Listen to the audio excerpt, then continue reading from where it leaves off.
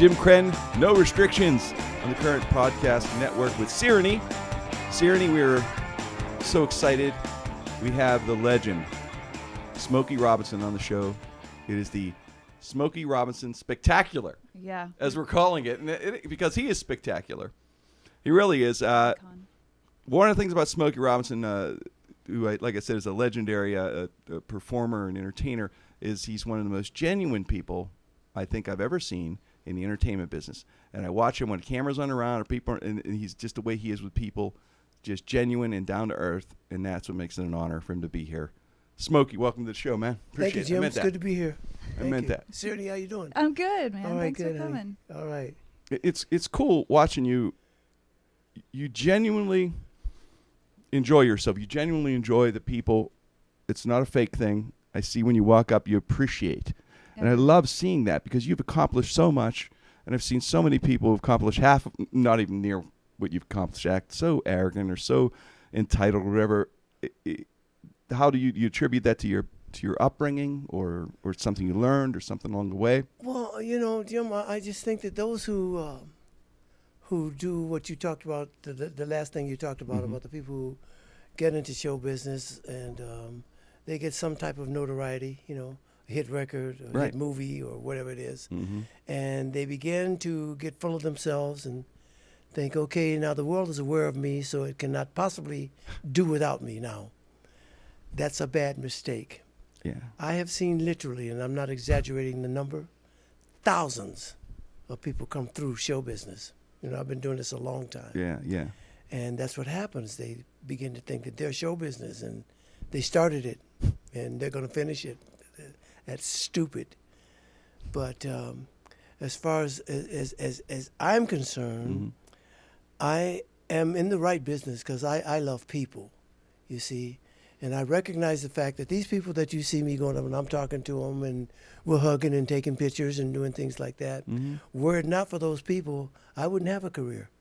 So I know that. So and like I said, I do enjoy meeting people. And so I'm in the right line of work. You really are.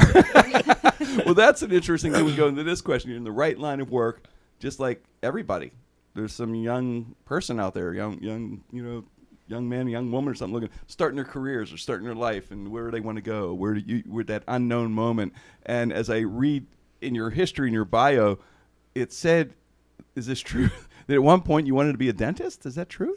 Well, it wasn't necessarily that I wanted to be a dentist. Okay. Jim, I've always wanted to be this. I've always wanted to sing Okay. and be in show business and stuff. But where I grew up in the hood in Detroit, so it just seemed like it was going to be impossible. That was my impossible dream. Right. Okay. So in going to high school, when I got to the 11th grade, if you had planned on going to college in those days, you had to pick a college curriculum. What are you going to study when you get to college? And your introductory to that began in the 11th grade in high school. Okay. Okay, so I didn't know. I just said, okay, I'll choose dentistry. It sounds like a good, solid career. I'll choose dentistry. Yeah. And so it was fine until I got to the 12th grade. And then when I got to the 12th grade, we start having to dissect things. Oh. Frogs and all that. Yes. That was it for me. Yeah. No. I changed it. Wrap on And I changed immediately to electrical engineering. So we're not going to get tears of a crown. No question about it. So yeah, I'm like you. I can't do it. I get sick. Yeah. Like the blood and I'm not necessarily squeamish with blood and stuff like that, but when it comes to dissecting, no. You'd be the dentist who just said, I won't do can't it. deal with this mouth today. Absolutely. You'd walk out, too much blood. Too much blood. No, just the fact of all the stuff that's in there, and you don't think about what's making this particular creature function, and all the the organs and the this and the that. Gross. It is gross. Yeah. It's funny, like you said, a similar background. I grew up very poor, and no one in our family is an entertainer, and it looks like you look at that, you're watching TV and stuff, you're like, oh, how do they do that? It's like magic or something like that. And I was like a comedian. The comedy clubs were born. So the city was one in Pittsburgh, but they're dotted all over the country. So anyway, how did you make the jump from watching TV and that magic to, what was your first jump? What was it where you said, hey, I can do this for a living? That kind of thing. Well, I think for me, I've always tried to write songs since I was probably about 5 years old. Okay. And so my first big jump was Jackie Wilson. You know who Jackie Wilson was? Jackie Wilson, who was also from Detroit, was my number one singing idol at that point. When I was a teenager, from the time I was about 14 or so, Okay. he was my number one singing idol. He was Mr. Excitement, they called him. He was Mr. cool. Excitement. He Right. was dynamic, And in fact, I tell people all the time a lot of stuff that Michael Jackson was doing. Michael Jackson was a cross between Jackie Wilson, James Brown, and who else? Little Sammy in there, Sammy Yeah, Davis maybe. Yeah, or but Michael was, he was a student of the game. He studied Fred Astaire and Right. the Nicholas brothers and people like that too. But anyway, Jackie Wilson was my number one singing idol, and just after graduating from high school, one of the guys in our group, a guy named Ron White, he's passed on now, but his cousin came and told us that Jackie Wilson's managers were in town, and they were talent scouting. So we set up to go down and audition for them, and we went to audition for them. And I tell everybody it was a God day, because the day that we went to audition for them, whenever I buy music, even today, and especially back then, I would want to know who wrote the music, Right. who wrote these songs. I got all of Jackie Wilson's records, okay? Who wrote all these songs and all these hit songs?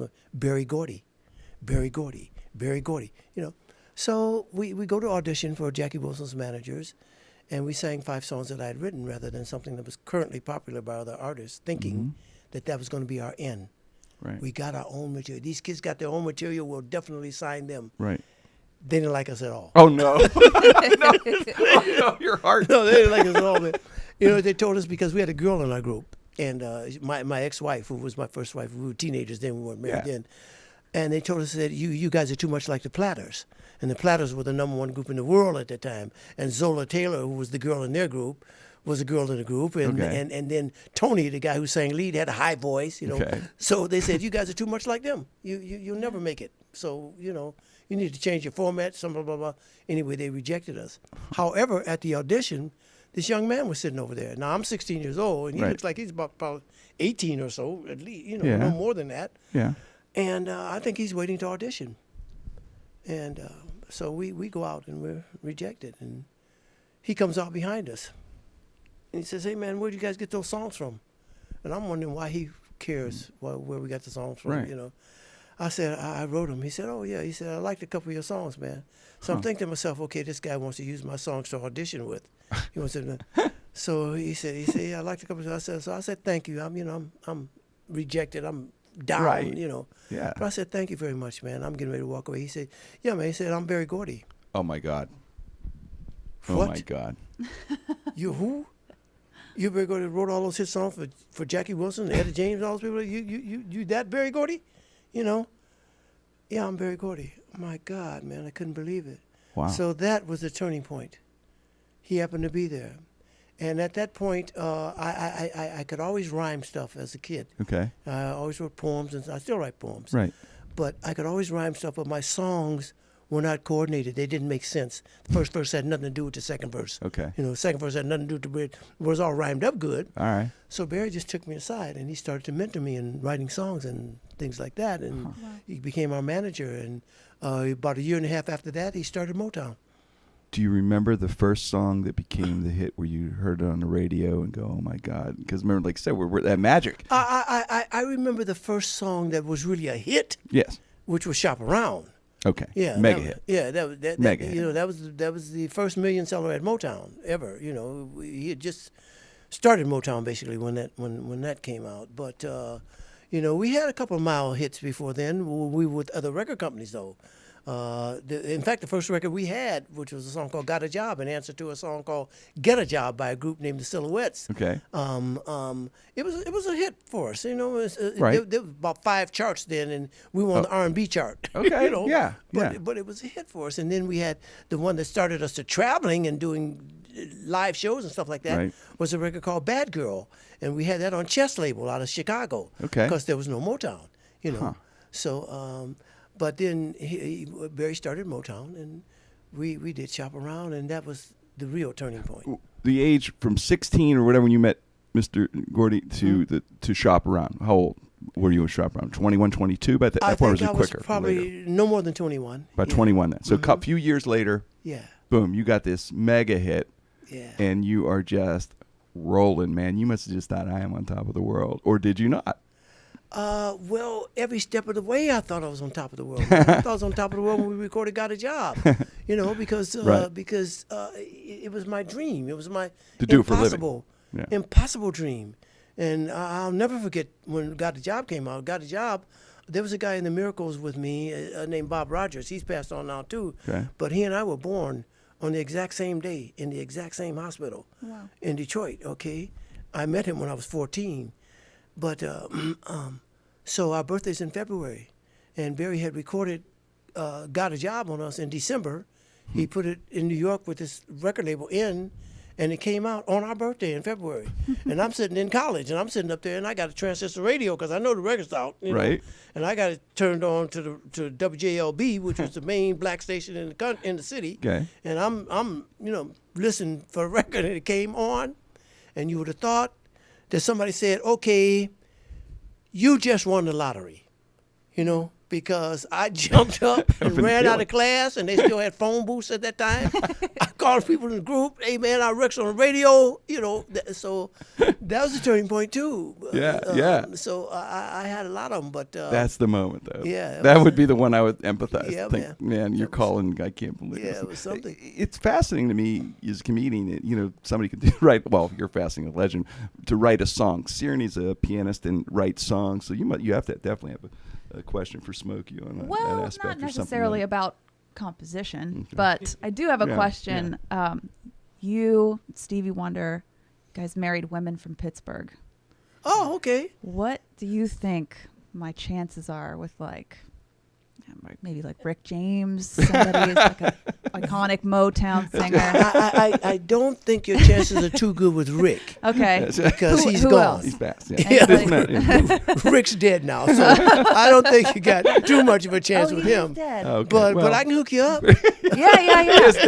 You're a pretty girl. I can hook you up. Good grief. Oh God! All So right, you're telling me there's a chance. all right, we're laughing. We got to get into now. We got to do our question. Should I do the Tiger one, Little People first? Sure. So we like to All get right. a little silly, This is a little don't wanna ridiculous question. There's Okay. no real right answer. Just There we go. curious where you're going to fall on this. And then Okay. now follow me on this. It's a comedy show. So, if there was a fight between a hungry Bengal tiger in the jungle, Bob and Lou are laughing. The tiger, they know this question, and 42 little people, Unarmed.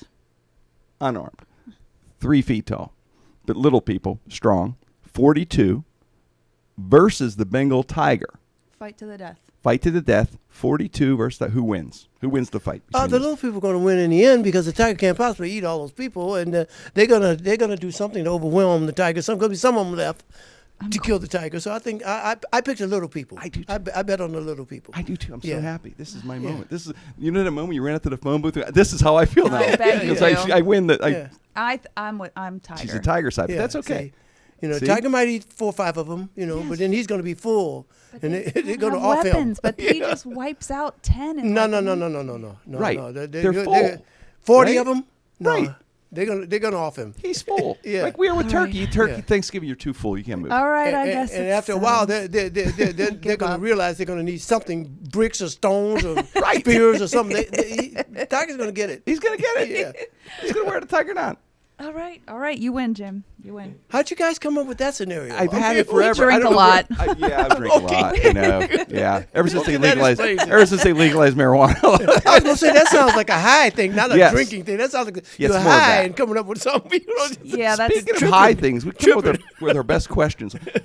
We do we like to play Would You Rather every once in a while. Okay. And so Sereny had one. She thought about that. So that's pretty good for you. Okay. So, would you rather for the rest of your career only perform Justin Bieber songs, or you can never perform any of your songs again or any covers ever, Okay. or every time you look at your wife, you only see Justin Bieber's face?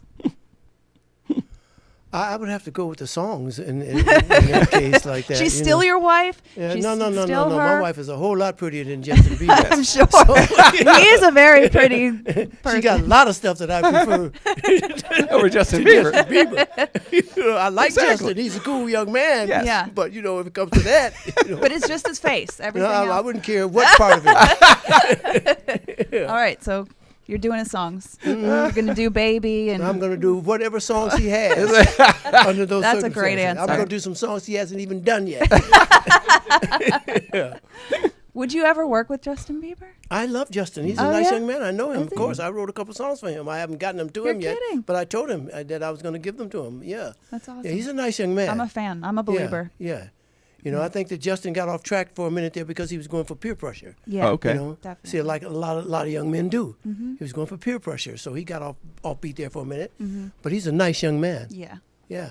You probably, like you said, you've probably seen thousands of great performers fall from the peer pressure from I sure all have. different things. I'm sure, Absolutely. and stumble. Yeah. And I'm sure it must have been interesting for you. It's when it first started getting so famous that you can get anything you want in a weird way. I mean, just people just kind of almost genuflecting around here at some point. It's just how it is. You just get so famous. You're like, this is pretty cool, man. That must be wild, right? It must be crazy. Well, it is. It's sometimes. cool. Yeah, it is sometimes. I think about that. I think about the privileges that when people know who you are, that you get, as opposed to the average person that they don't know, Yeah. And I just think it's how you feel about that and how you use it, because you just have to recognize that it comes with the territory. You Yeah. know? Yeah. It really has nothing to do with you. Yeah. It comes Huh. with the territory. It's a gift, huh? I tell young people who are embarking upon show business or who are already in show business. I tell people who are veterans. Right. It comes with the territory. Yeah. Don't start tripping on yourself. You're going out there because you're running out and girls are screaming and Yeah, throwing Jim. their panties and all of the Get stuff over like yourself. that. Don't trying. think. Yeah, exactly. You should see Don't 'em. think if you were the grocer that the same thing would be happening. Yeah. You True. be you be the same guy, Yeah. but you're the grocer. That's not gonna happen. Okay, so They're not screaming for yeah, me. yeah, No, it no. just From comes grocery- with the territory. Even if I got good tomatoes. They're not going to scream for me. They might scream for me for good tomatoes. I don't know. The coolest thing about you, Smoke, that I love is not only great talent, with songwriting and singing and performing, but your business acumen. You're kind of cool how you put the right people around you, I think. And in like this Smokey Robinson wine is what I'm segueing into. We have the wine bottles around here, and which is interesting. My buddy Bobby, when he said Smokey Robinson wine, and Luke, guys, it's perfect because you are, to me, you're cool. You're wine to me. You taught me how to speak to women. You did. You hope my education. Most guys. You owe me, Jim. Our education. I'm older. I'm 60. Our older. Yeah, you taught me how to speak to women, man. Just get the lyrics out. I just have to get Smokey's cruising. Forget about it. Cruising, wine. Yeah. Smokey, in his music and wine, Now, were Dead ringer. gold. It was Yeah, my you're right. yeah, it was my way. It was my thing. It's our playbook, and it's all. Now it's all coming together. Full circle. That's full circle. So the wine is a perfect fit, I think. Now, how'd you get into the wine business? How'd that all Well, I start? got into the wine business because of these two guys who are right out there, Bob Azzelli Bob and and Luke Luke. Caputo. And The best dressed I winemakers actually I've met ever Bob. seen. I actually met him one year at the Kentucky Derby, and I met him through my wife. Frances is from Pittsburgh. Okay, yeah. So I actually met him then through her, and we became friends. And later on down the line, I met Lou, and I came here for something. I forgot what it was. Yeah. And they sat me down and asked me about doing a wine. And I hadn't thought about doing wine. I don't really even drink, so I hadn't thought about doing a wine. But when I do drink, I like mild. I like mild wines. And I like sake, Yeah. but I like mild wines and that, Right. I've never really liked the taste of alcohol.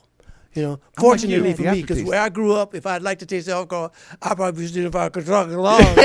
It would not be good. You mean like question me? about it. Yeah. Yeah. But I never really like. So I do drink wine occasionally. So when they brought the project to me, I said, okay, cool with me, but I got to be involved. Right, I don't right. want you to just put my name on some wine you already got. Yeah.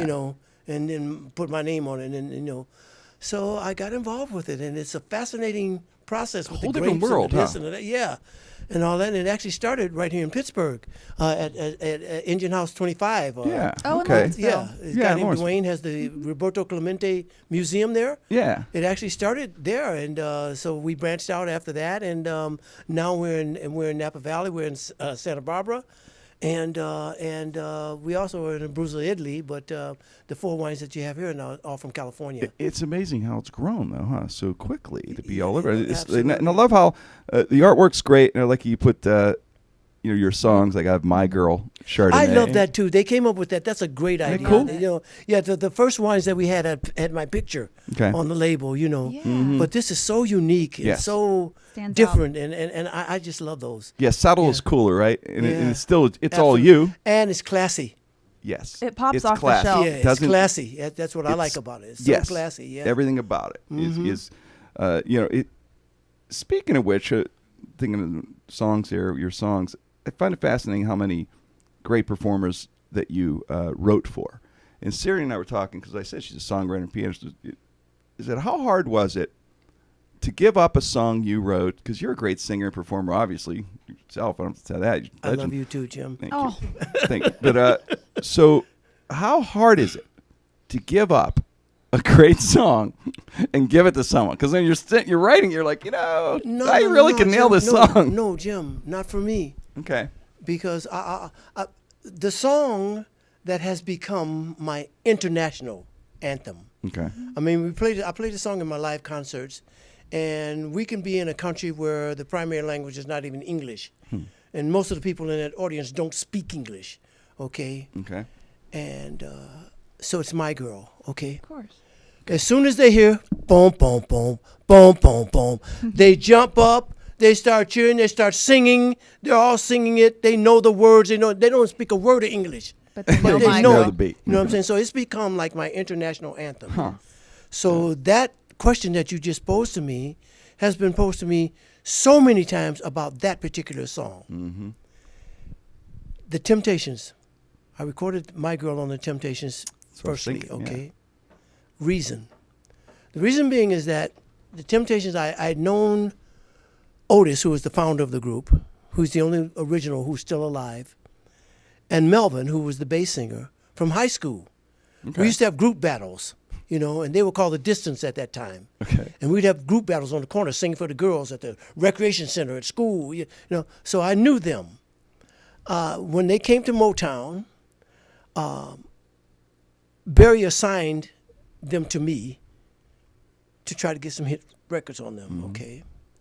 So I recorded a couple songs on them, nothing. Okay. Barry recorded a couple songs on them, nothing. Right. Norman Whitfield recorded a couple songs on them, nothing, So one day, I'm coming back off a tour with the Miracles. And we drove everywhere back in those days because, we just had the car and there was Right. 6 of us traveling and so on. So we drove. So it was my turn to drive. Only 3 of us drove. It was my turn to drive back in. I had the last leg going into Detroit. And so I'm sitting there and I'm just driving along. And all of a sudden, like it does for me, this melody came to me. And I started humming it, and then I started singing some words, and I'm singing it. And Bob Rogers, who was riding shotgun, because he had just finished driving, Yeah. he was asleep, and he woke up and he heard me, and so he was in. So we came up with The Way You Do the Things You Do, which was the first hit record for the Temptations, and I used Eddie Kendricks to sing the lead, because they had about 3 or 4. Everybody in that group could sing, actually. Right. So I used Eddie Kendricks. He's singing The Way You Do. So at Motown, I think the reason that we had so many hit records back to back to back to back is because you never ever, as a producer or a writer, had a lock on an artist. Okay. Okay, you could have had a #1 record on them, the last record they had out, Right. but if you didn't come with something for that next record, somebody was going to beat you out. Okay. You know what I mean? Yeah. So there was no, I had a #1 record on, so I'd automatically get the next record. No, you didn't. So anyway, all the guys jumped on the Temptations bandwagon after The Way You Do Things, and they started using Eddie Kendricks to sing the lead in their song. But I know, okay, David Ruffin is in this group. Mm-hmm. Paul Williams is in this group. In fact, when they first came, Paul Williams was the main lead singer, okay? And the first few records that I recorded on them, I used Paul Williams to sing the lead, okay? So I know that Paul and David are in this group. So, David Ruffin has got this voice that I know, man, if you get the right song for his voice, You can bring it's over, okay? Because he had, I used to tell him he used to scare the girls into loving him because, he had that voice. Come here, baby, I'm going to that kind of voice like that, you know. So I figured, okay, if I get this man to sing something sweet, the girls are going to love it, okay? Yeah. So I wrote My Girl for his voice and for the Temptations. Were it not for the Temptations, I probably would have never even thought of writing My Girl, okay? Okay. So how could I turn around and say, oh, man, I wish I kept that for myself? Right. Because they were the inspiration. It was the beginning of it. The They were the inspiration for it. So when you hear my songs, especially by one of the Motown artists, I have written that song specifically for that artist. You thought of that person. I never stockpile songs. I got, let me look through this. Okay, well, this will fit the Marvelettes, or this will fit. I never wrote like that. You know, I had an assignment. Okay, let me write some songs for this artist. And that's how I did it. So I never wished that, I kept those songs or anything like that, because were it not for those people, those songs probably would have never been written. I'm so selfish. I would have kept every song. It's interesting. Good. I'm sorry. May Sarah. I ask one Please. question Yes, to kind of dovetail off of that? Okay. How do you feel about Motown songs being sampled into vulgar, offensive rap music? If it's mine, I feel wonderful. Oh, yeah? Yeah. And I'm glad you asked me that question, because when the kids first came out, the young rappers and the young hip-hop artists, and started doing that, people ask me that all the time. Yeah. Oh, man, they used your song in this song. Don't you upset? No. Sample all of mine. Yeah. Please. Because then it comes back. Please sample all. Yeah, exactly. That's why because if one of my songs meant that much to you as a recording artist or a songwriter, and one of my songs meant that much to you, and it had that much influence on you as an artist or as a songwriter, until you loved it enough to include it in one of your songs, go for it. Yeah. Go for it, really, because that's flattering to me. When I write a song, I want to write a song. I want to write a song that people be singing and playing and stuff like that forever. I want to be Beethoven. Yeah. You know what I mean? You know what I'm saying? There, yeah. So when they do that, I'm flattered by that. Yeah. So like I said, sample all of mine, please do it. And plus, I'm gonna make some money. Of course. Of course. saying? Yeah. True. I was just curious, because some of the stuff, like when Lil Wayne did Mr. Postman and brought that back, that song was dirty, really dirty. And Motown's so clean and poppy and fresh, but it worked. That song, I love that song. Yeah, absolutely. So that says that Lil Wayne was influenced by Please Mr. Postman somewhere down the line in his life. Yeah. Right. Enough to say, hey, I love this. I'm going to put this in my song. And that's, and it worked. And he did it at a time. Lil Wayne was the hottest person in the world at that for time. Sure. Yep. So that was so great for Holland Dozier and Holland, who wrote Mr. Postman. That was fantastic. Yeah. That's a good song. I got to see you live for the first time about 10 years ago. So I was nominated. I was in radio. I was nominated for this Marconi Award, and I flew to Seattle. And they said, Smokey Robinson is the performer. You came out and you blew me away, man. You blew me away, because I'm a live performer. It was one of the greatest live performances I had seen as a performer. So, and singing was perfect. But I love your style as a performer. You know, it's got a smooth vibe. You like kind of take the crowd on the ride a little bit. So I was just gonna ask, man, you just loved it. I could see in your face too. The thing about it, you enjoy when you perform. You love it, man, and I love that fact. There's something takes over. Or, Jim, that's why I still do concerts, man, because many times people have asked me about retiring, and I tried that once. Yeah. I tried retiring when I left the Miracles. I said, well, okay, I'm done. I've been on the road since I was 16, right out of high school. We've been doing stuff, and we've done everything a group could do. We've done it 3 or 4 times. We've been all over the world.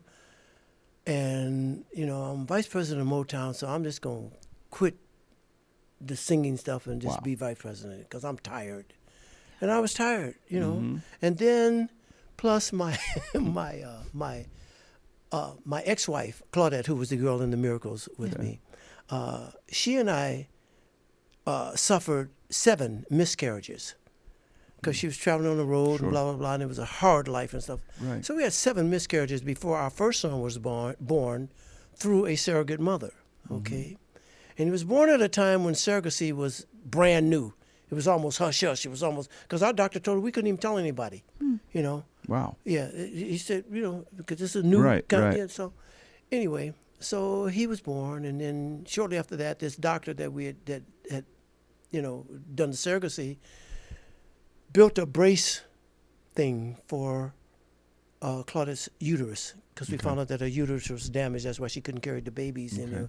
And he built this brace thing. Oh my God, I thought this was off. I'm sorry. That's I do that Francis. all I the was time, talking too. about. Yeah, really? See? No, she probably heard me talking about Claudia. Oh, Yes. So what? Yeah. She called right on time. knew. What did you say? Isn't it something? Right? It's like a sense. I can hear it. Yeah. But anyway, he built this brace, and so my daughter, Okay. Tamla, was born, and so I had 2 little kids, and I was gone from them most of the time, and I didn't want to do that. I didn't want my kids, when they see me coming, not to know whether to say, "Hey, Dad, can I have your autograph?" or "Welcome home." You know what I'm saying? Right. So all those factors were working on me. So I retired, and I was retired for about 3.5 years, and I went apeshit. Yeah. It was just so unlike me Right. to go to the office every day, and I'm going to the office, I'm filling out paper, and then we moved out to Los Angeles. When I was in Detroit, my office was to induct new talent. You know, we moved out to Los Angeles, and Barry comes to me and say, "Hey, man, look, you're my best friend. I trust you more than anybody. So now I want your office to be the financial office." So I started signing checks and Right. getting checks and all that. But oh shit! But Yeah. if you could see my signature now, it's like, you know. Yeah. When I first started signing those checks, I signed them, and then my name is William, so I signed Yeah. the checks. I'm a William Robinson Jr. William Robinson. After you've done 1,000 of those, Right. you know, Just write a check I mark. went home one night, man. I said, "This is not working. I got to change this." So I started to practice a new signature until I got it down pat. And then I Right. had to go to all the banks and all my legal people and change my signature because I couldn't write William Robinson Jr. 1,000 times again, you know. But so and I was totally miserable.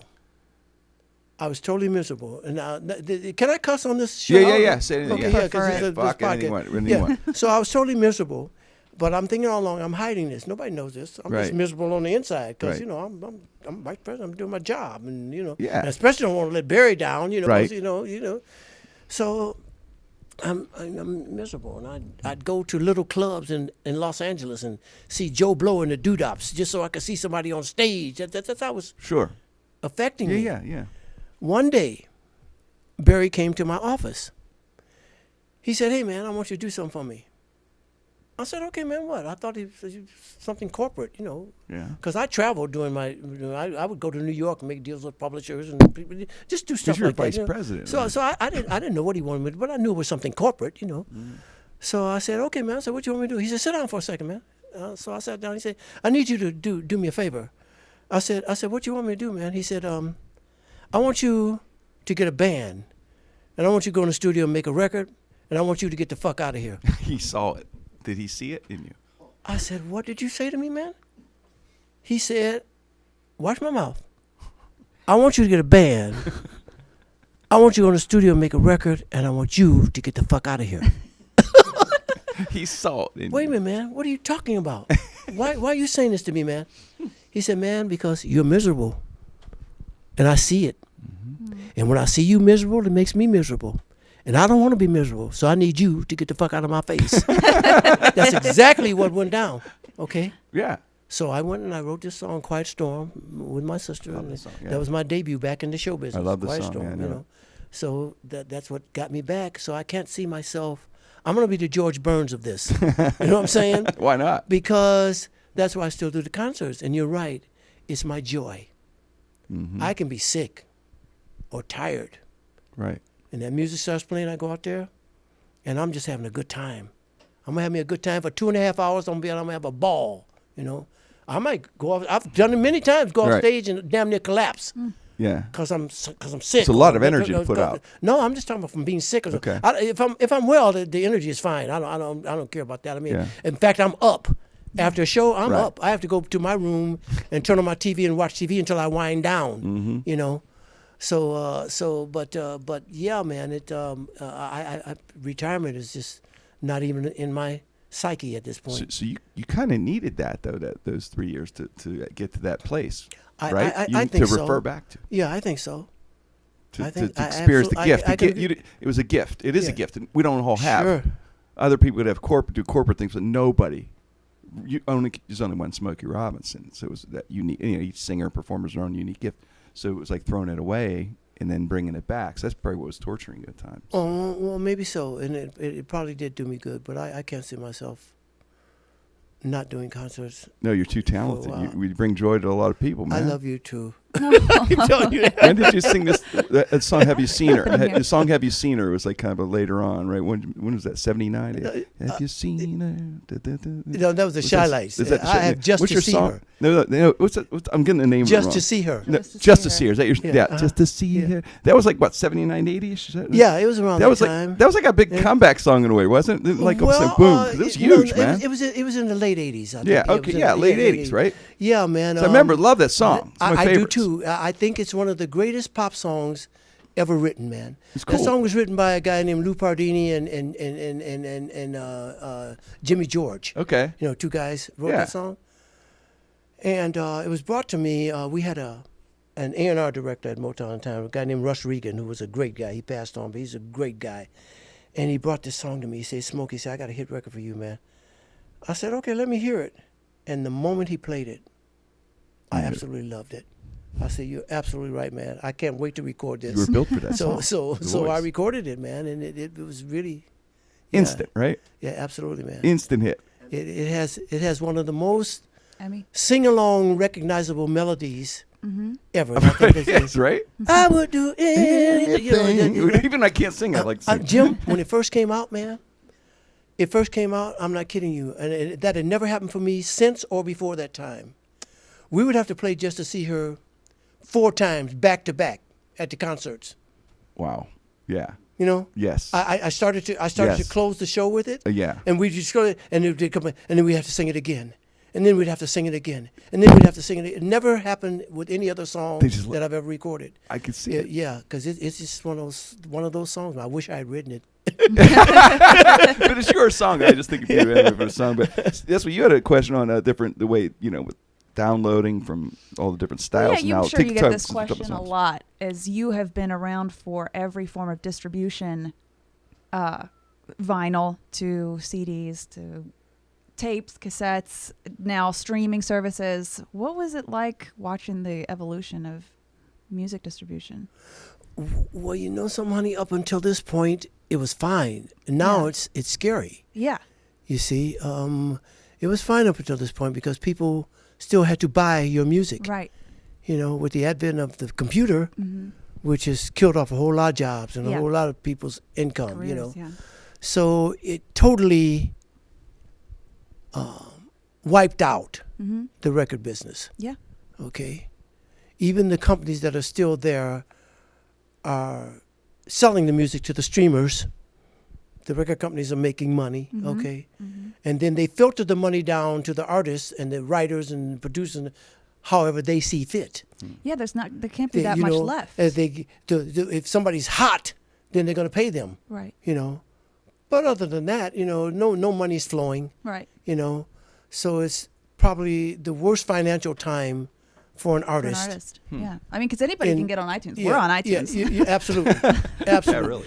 Yeah. So it's Yeah. it's scary now. It used to be really really great. I mean, I saw I saw the evolution of tape Right. when we first started Motown. Mm-hmm.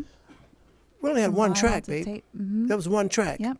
And I take my hat off to guys like Berry Gordy and guys who were producing records prior to me even getting into record business, producing records and the engineers for those sessions, because you had to be making that record as you were going along. Yeah. You had to be mixing it, doing all that as you were going along, because there was no going back and remixing, or changing this or none of that, One because you and only had done. one track and everything was on that track. Wow. Okay. Incredible. When we got 2 tracks, where we could have our lead singer on a different track from the rest of it. We thought we were the most innovative record company in the history of records, okay? Yeah. Then we got 3 tracks. Oh, man. And then we got 8. And then we got 16. Yeah. So I've been through all that. Yeah. The whole thing of now on the computer, you got 10,000 tracks. Right. You know, record mostly now on Pro Tools, you know, and whatever you want to do. You can take the same song with the same instrumentation, the same singers, the same everything, and mix it 5,000 different ways. So it doesn't even sound like the same song. Yeah. With the same things happening there, you can mix it 5,000 different ways because you got that leeway now, you know. And you can used do to it in have- your parents' basement. So You don't that have was to be in good, a but in, studio. in getting all that positive stuff, the negative is that, you know, it's what it is, and people are downloading and streaming the music, and Oversaturated. the artists aren't getting paid, and Yeah. the writers aren't getting paid, and you know, it's rough. It is. So it is a rough thing that Yeah. as far as you don't get Yeah, see, paid. 'Cause- I tell young artists all the time now, the best way that you're going to make some money now, you ain't going to make no money off of records. Basically, I don't care how many records you sell. Okay. You know? Shows. And I love it when I look at somebody. I just use Taylor Swift as an example. Taylor is so you know, she's so smart. Right. Yeah. She's a smart young woman, and she's a great person. I love her. She's a great songwriter. Yeah. And I'll just use her for an example. You hear them and say, "Oh yeah, she sold 1 million records." Bullshit. She sold a million. If million if you t-shirts. sell 100,000 records nowadays, you have. 2 albums ago, I decided I'm going to do my own thing. I'm going to put my own album out because you know, recommend do my own thing. Lost a fortune. Really? Okay, yeah, trying to do it myself because of the conditions and because of. So, I had a promotion guy working with me, and my album, the first day it came out, it jumped. It was number 20. So I said, "Oh shit!" We got excited. Oh, it's number 20 and something like that. So went to the promotion guy. He said, "Okay, man." He said, "You want to get top 15?" I said, "Yeah." He said, "It costs you 100,000." So I said, "Oh shit!" But I've got this new venture going. I'm in the record business. Okay, let me do this. So I gave it to him. So here it goes. It's number 14. Okay, man, you want this to go to the top 10? Yeah. Cost you 200,000 more. I said, fuck it. Okay. Yeah. I'm not doing that. That's out of the question. Yeah. But that's what it is nowadays, you know. You pay to And play. so we checked. And the number 1 album in the world, not just the United States at that time, in the world, Taylor Swift. has sold 100,000 copies. Wow. Wow. So they're making their money on merch and touring and That's where I was leading up to that. Yeah. I tell young artists all the time, if you can't put some asses in those seats or sell some merchandise, you're in trouble. yeah, Okay? definitely. Because So that's now what it's it comes live. down to now. Live performing, you're saying, is the way to go Is to the- draw it's your own the- crowd. It's the only is way the to make some money, man. Yeah, that's It's so the only sad. way. Shame you got a new agent. Oh, absolutely. Yeah. And I got wine. Yeah. He's the greatest. No, that's brilliant. No, it's intriguing, isn't it? It's sad. It's kind of heartbreaking. It is in a way. Yeah. Is there any upside to this at all? For instance, anyone could do a song, so maybe anyone could break out. The Is that upside to it is the fact that records are now promotional tools. And if you get one that's being played on the air or that's being streamed or downloaded a lot by a lot of people and so on and so forth, that is going to enhance your live performance. It's promotion. Right. Yeah. You know. So it's PR for the Yeah. ticket sales. And like I said, if you're one of the top programmed or selling artists for the record companies now who are selling the music to the streaming companies, then they'll give you some money. The record companies give you some money, but they ain't gonna pay you what you would have got in 1990. Yes. You Like know what the I'm saying? bonus money, whatever. Yeah. Absolutely. Wow. Smokey, it is such an honor to have you here. And I know taking time out and, for us, we really have so much respect for you. And I know Sereny does also. And now you're Pittsburgher. You're Pittsburgher. You and your beautiful wife. Your beautiful wife's from Pittsburgh. She's a burger. Now, how many times a day does someone walk up to you like in Giant Eagle or to go, "You anybody ever tell you look like Smokey Robinson?" I get that all the time. I get it all the time. I either get that or Lionel Richie. Oh, You know, Lionel and I talk about it all the time because he gets that too. He gets him or Smokey Robinson. You know, and I'll give you a great example of that. I'm in the airport one morning. Okay. I'm incognito like a dog. I got on Right. some shades. Like a dog. I got a skull cap, Bringing and I'm it sitting there down. and I'm reading a magazine like this. Okay, I'm in the airport, and I look over about where Bob and Louie are sitting over there, and there's this young white boy, and he's with this young white girl, and they're looking at me, you know, Yeah. and he's doing this, and she's saying. No. So they're going through this little debate thing, you know. Finally, they come over to me. The guy says, "Hey, man, I got to prove something to her. Now, I got all your music. I love your music, man. I've loved you since the beginning, since I first saw you. I got everything you've ever made, man. I love your music, and I've got everything you've ever made, man. So I'm trying to tell her, man, that you're you. So would you do me a favor, man, and sign an autograph for her? Would you sign to Sarah Love Lionel Richie?" So that's exactly what I did. I signed to Sarah Love from Lionel Richie, you know. And then I told Lionel about it. And he said, man, I get that same thing all the time. So we tease each other. I call him Smokey. He calls me Lionel. Oh, my God, that's funny. Yeah. So yeah, people come to me all the time and say that to me or Lionel Richie. I love how, you know, I have everything. Man, back in the Commodore's days. And it's like, what? That's fantastic, man. That is so funny. Yeah, man. Oh, man. Well, Smokey, why not? Where Can we get this in? Where are we getting bars, right, in Pittsburgh? 23rd and Vine, we have it, right? Where else? 23rd and Vine, and South Side. Side down, South Side. Market Grocery. Oh, even better, easier. Smokey Robinson's Wine. And they have all the SmokeyRobinsonWine.com. wines on the All the whole list, right? I'm getting a case tonight for Christmas. Absolutely. It's, you know, that's a wonderful Christmas Christmas gift, gift. actually, because you are an official Pittsburgher. And when I look at those, I'm so glad those are our bottles. Yeah. They're I beautiful. love Right? those bottles. Aren't they Yeah. cool? I do. I love it, man. Yeah, I love Yeah. it. I got one last question for you. Okay. What cologne are you wearing? You smell amazing. I love you, honey. I love Well, you know what I did?